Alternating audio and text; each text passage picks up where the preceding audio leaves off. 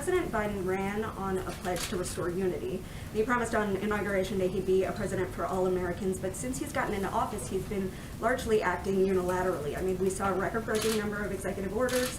He has not yet met with lawmakers on Capitol Hill, and we're not even quite sure who he's talking to on Capitol Hill. So what do you say to Americans who are watching all of these executive orders?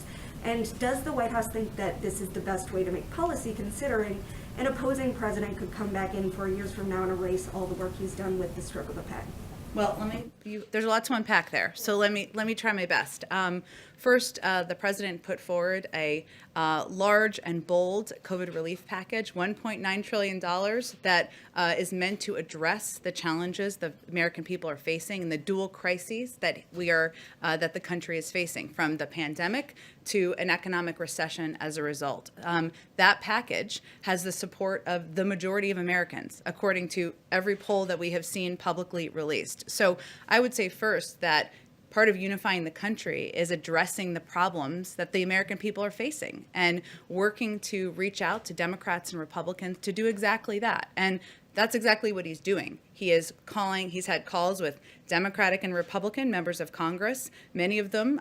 He's doing more calls today, but he's doing calls regularly throughout the week and has done them back to when he was inaugurated and even before then. But he's also calling Democratic and Republican mayors and governors to talk to them about what their needs are on the ground. So his objective as president is to deliver on what he promised in his inaugural address, govern for all of the American people by focusing on addressing the issues that people are facing that aren't just hitting blue states or red states, aren't just hitting Democrats or Republicans, but are crises that we are all facing. And I think the polls will tell you that people are responding to that. In terms of executive actions, he also ran with a commitment to take steps immediately to address the pain and suffering that the American people were feeling. And that includes overturning some of the detrimental, harmful, and at times immoral policies and actions of the prior administration. But he's the first to tell you, as he said many times publicly, he's not going to take executive action alone. That's why he's put forward a number of packages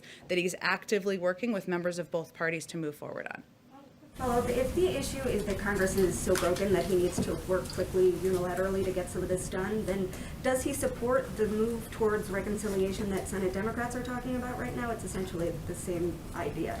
Well, I didn't say that was his point of view. Those are your words, not mine. I would say his view is actually that these policies, the policies in his COVID relief package, are policies that are not Democratic or Republican. Everybody wants their kids to go back to school. Everybody thinks that there should be more shots in the arms of Americans. Everybody thinks that the American people should get more relief and a bridge in this period of time that is such a challenge. So what he's saying is, here's my proposal. Here's how I think. Here's how economists, medical experts, health experts think we can address these crises we all agree are impacting all of our constituents across the country.